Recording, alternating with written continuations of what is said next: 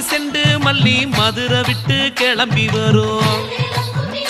அந்த மாரித்தாய் சன்னதியில் கமகமக்க மணந்திருக்கும்.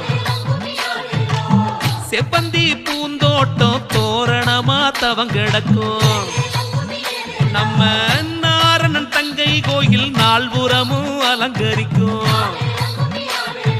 மல்லி அலங்காரம் நம்ம மனசு சிங்காரம், தேவி அலங்காரம் நம்ம மாறி ஒய்யாரம்.